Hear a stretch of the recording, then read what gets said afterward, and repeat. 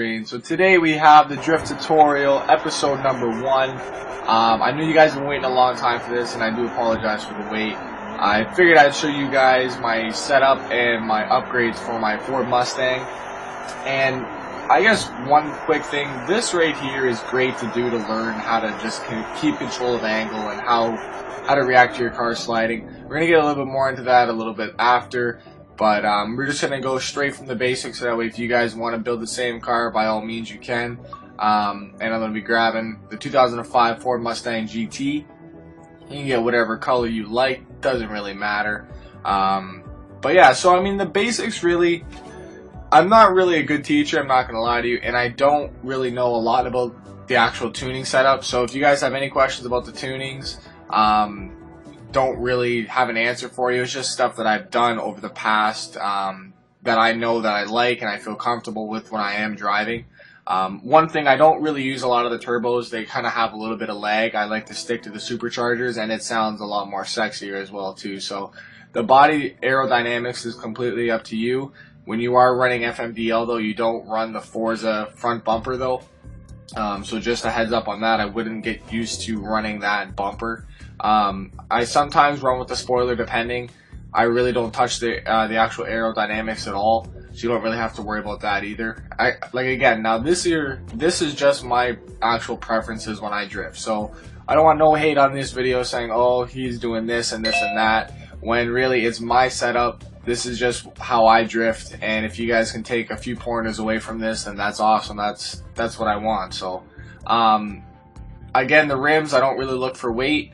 I just look for, I guess, whatever looks good on the car.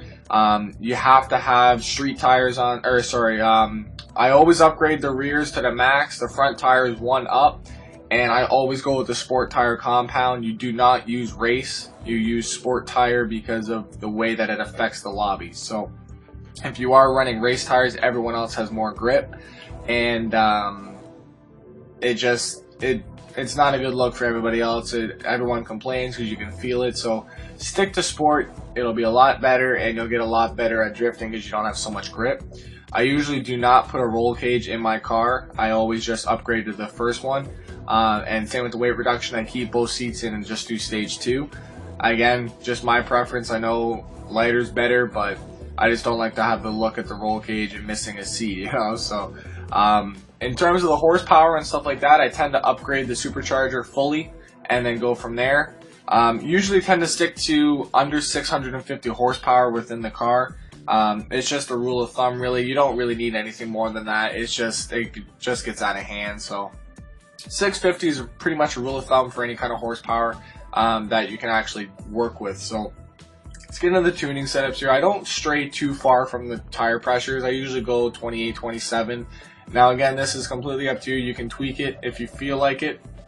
In terms of the actual gearing, I usually leave them alone, and I don't really touch the gears because the stock gears actually have pretty decent lengths to them. So if I have to, I will, but I usually don't.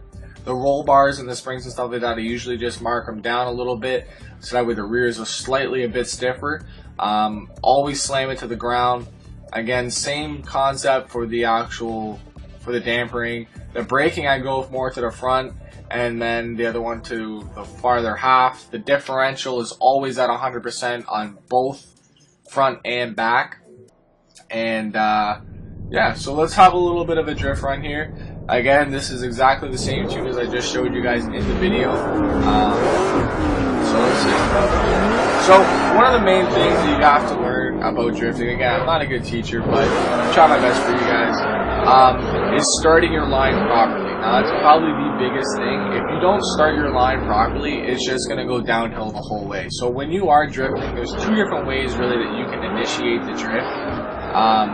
One is your standard, just yank the e-brake, hold left, and the car will slide. Right here I yank the e-brake, hold the car to the left of the wheel, and then I just counter steered, and that's how it came. So that is one way of actually starting your drift.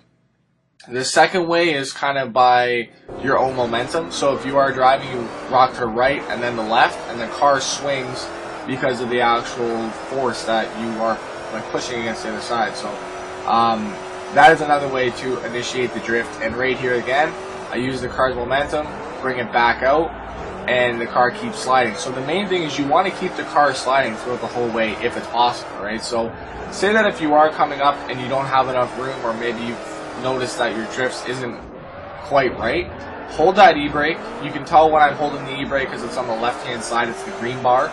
You can use the e-brake to slide. So I probably do it again up at this next corner where I notice maybe I'm going a little bit too hard. I will yank the e-brake so I can slide it. Right there, you can tell by the actual tires stop really squealing, and you just let it go. And once you find that sweet spot when you're drifting, you can just yank that gas all day and just counter steer, and you'll be alright. So again, here it is. I don't use a lot of braking when I'm drifting, as well as I don't use a lot of the e-brake. Only when I have to be able to get into the sliding area where I need to correct myself. So if you do your drifts properly, you really don't need to use the e-brake. As you can see right here, I'm running all these corners without e-brake.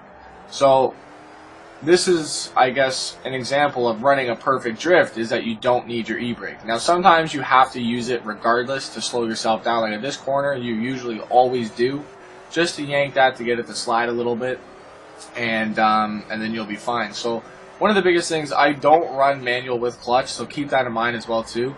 It's just a style that I don't do while I'm on the controller. I usually just run just with the clutch.